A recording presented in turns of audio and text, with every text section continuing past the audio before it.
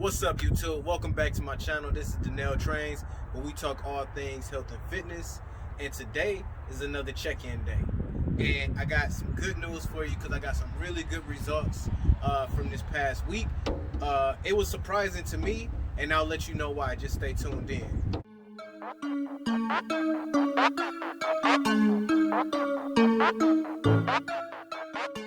Alright, so this week, are you ready for this? My weight loss for this week, I'm down to 170.2 pounds. So looking at my weekly progress, I went from 171 down to 170.2. So 8 ounces of weight loss, almost a full pound in 1 week. For me, that's really good considering that I'm not in a huge caloric deficit with my diet. And I'm not doing I didn't do any cardio this week. I didn't even get any in over the weekend, which is crazy. So I'm really happy with this progress. But even more so, let me get this at a time, chance to play through. I'm on my app here, and I'm down 4.75 inches around my entire body. So I'm gonna put it up on the screen so you can see kind of the screenshots of where my weight in inches are. But the main ones in the waist, I'm down 1.5 inches. So let's see. Last week I was at 36.25 inches around the waist, and today, or rather Saturday, when I measured myself, I was down to 35.5 inches. So that is huge. And then I started at 37, so that's where the 1.5 inches comes in. Now in the hips, I lost another let's see, 1/2 inch. So I'm down a full inch in my hips, down 1.5 inches in my waist. So all through that area, I'm doing really good, which is nice because that is where I want to eliminate the most excess fat. So that's really good. Then let's look at thighs. I'm down a full 1.25 inches since the start of me doing this, and then the right thigh down 1 inch. So I'm like making good progress all the way around with my measurements, and I'm really excited about that. Yeah, so I'm really excited about my results. Things went well despite not being able to do as much activity as I liked, but I'm getting even more excited as the weather turns here in Michigan and we head into the spring season. I know I'll be able to do a lot more outdoor activity, so that means more caloric burn throughout the week, which means more weight loss, more inches lost, better conditioning, better fitness. So I'm excited about that. Seeing as I don't have a ton of equipment just yet here at the house for the basement gym, for the home gym. So I'm excited moving forward, and my goal is still the same as far as with my cardio. Like I'm not gonna let up off of the target date, which is by like around my birthday in June, to really be at a sub 20 minute 2 mile pace, and so really a sub 10-minute mile. That is the goal, and I'm gonna stick to that because I'm gonna work really hard, especially as I get more opportunities to do cardio and to work on my cardiovascular fitness. As far as strength goes, that's still stuff I'm working out, but really I just want to increase my work capacity and my endurance. So those are the things I'm going to be focusing on. That's what my nutrition is going to start to be more tailored towards, is me being able to perform more high impact and higher volume workouts in a shorter amount of time. So yeah, that's what's happening right now. That's how I'm feeling. So the reason I'm surprised about my results this week is because I did not sleep well throughout the week. I was staying up later than I would usually stay up, and then waking up maybe a little bit later than I would usually wake up. But overall I felt tired. I know that I was having some symptoms of not getting enough sleep as far as my hunger and my appetite. My hunger and being able to recognize satiety. So I felt more hungry, which led to me eating a little bit more junk than I would usually eat. Led to me going over my calories more often. and it just led to more cravings. So it was a much more difficult week than it usually is for me in terms of my nutrition. So that's why it is so surprising to me the results that I got. So for this week, my focus is to sleep better, is to get in bed at an earlier time, and to make sure that I'm getting quality sleep, so I'm not fighting against hormonal imbalances in terms of the production of leptin and ghrelin, which if you watch my last video about how to control hunger, you'll see that I talk a little bit about that as far as with your sleep and how it affects leptin and ghrelin, which control hunger and recognizing satiety. So yeah, that's why I'm surprised. So let's jump into chronometer and really go over my nutrition so you can see exactly what I did. All right, so here we go. This is my week of nutrition. Um, and as I mentioned, I wasn't I didn't feel good about my nutrition this past week, mainly because I know I was sleep deprived and I was more hungry and I wasn't seeming to be satisfied from my meals. Um, Pretty much anytime I ate. So it really did take a lot of discipline and willpower for me to stay in check for most of these days. But as you'll see with the numbers, I didn't really do any worse than I've done over the past couple of weeks. So starting with Monday, I did 1,809 calories, which is right there where I want to be. You can see my protein was a little bit higher. That's mostly due to the spaghetti and the stir fry. Those are two of my higher calorie um, meals that I eat.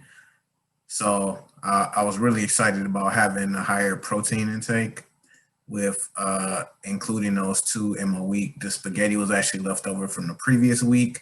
That spaghetti goes a long way. I mean, I make quite a bit of it, but it's something that I don't include in a lot again because I feel like the noodles. Anytime I eat noodles, I feel like I hold a lot of water. So um, Tuesday, 1802. So staying really consistent the first 2 days, right there where I need to be. Calories went down a little bit. Um, let's see. Let's see if I can figure out where that happened. So, oh, didn't have a stir fry. Had the chicken chili. So both the chicken chili that I eat and the chicken stir fry that I eat have chicken breast in it, but the the chicken chili has a lot more liquid and a lot more beans. So per serving, I'm getting less of the actual chicken breast. So that's what actually knocked down my protein intake. But I still feel really good about my calorie intake. And I wasn't really satisfied on this day as far as like eating, but hey, it worked out.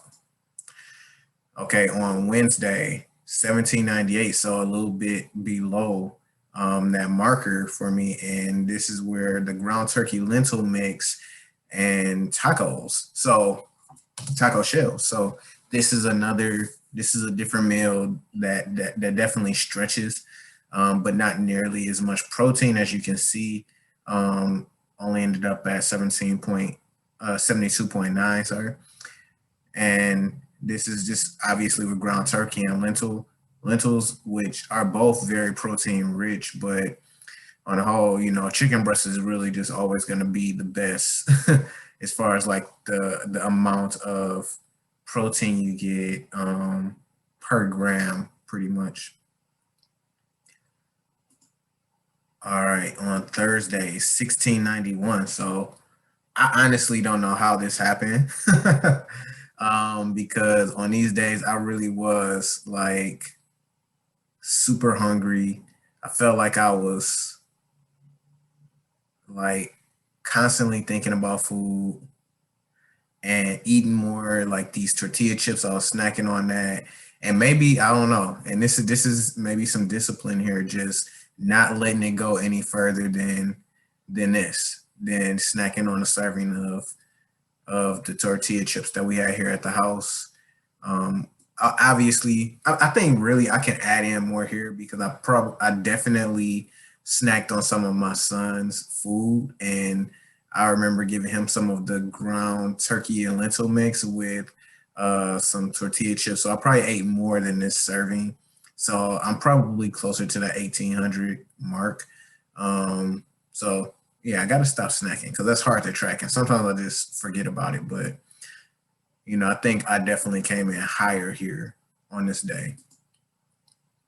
Okay, on Friday the 19th, came in at 1905. So I definitely did more eating here. You can see I had wow, chicken chili, ground turkey, lentil mix, and then I had the fried quinoa, which again is not like really like fried. It's supposed to be like fried rice, but we don't actually have use any oil.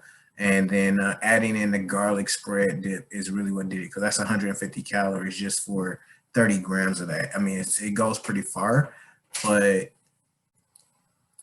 so yeah, the garlic dip it goes pretty far, but it's a lot of calories, but it adds in a flavor that I like with this particular meal, so that works out for me. What else did I do on this day? Really, that's it. And you see, you add back in a chicken breast. I add 4 ounces of that. That's one reason why I really like this fried quinoa meal is that I just add in my chicken breast separate, so I get exactly what I want, which is the 4 ounces. It's only 130 calories and 24 grams of protein. So it's almost like having a protein shake. I have a little bit more. You get a little bit more fat with it, but I really like having that and I just season it different with each meal so that it gives me a little bit of different flavor, so it's not too boring. Obviously, in a chicken chili, it tastes a lot different than it does just me cooking it on the stove top or in the oven. All right, so Saturday weighed in 170.2. Uh, had my pancakes and eggs like I usually do, and then I had like when the Trader Joe's has these breaded chicken tenderloin breasts that are like really good. We really like them, and it gives us a little bit different taste than what we're used to with the chicken, just because it's breaded. But let's see here.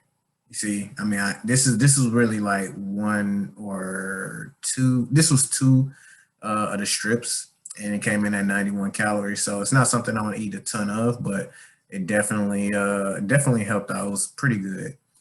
Uh, so on this day, you see, I hit 2251. I mean, I definitely got busy with eating on this day. Let's see where most of those calories came from. We got a lot of cereal right here, 65 grams, because I know a serving of this is 36 grams. 1.5 servings of the battered fish nuggets. Another thing from Trader Joe, we like 1.5 servings of French fries. And it's crazy because when I measured this out to 1.5 servings of the fries, it still was not a lot of fries.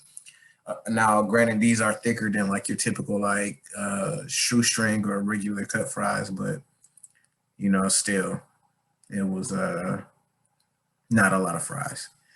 Again, adding the garlic dip in. I mean, I highlight this just because it's a sauce, and just for a sauce, it's 150 calories. More calories from my garlic dip than the actual chicken breast. They give me way more bang for my buck. So that's something for that I'm taking notice of, and that I'm maybe making adjustment to. I am gonna still continue to use the garlic dip, but maybe find different ways to use it, different places to use it, and different ways to use it, so that I don't have to take in the full 150 calories when I do it, when I use it. So yeah, that was the week. Um, Ended up doing pretty good. Saturday I went off the rails a little bit, but overall, you see, I was down, and we'll see what happens next week. It's good. I like sitting down and going over my nutrition, and it's something that I want to continue to do.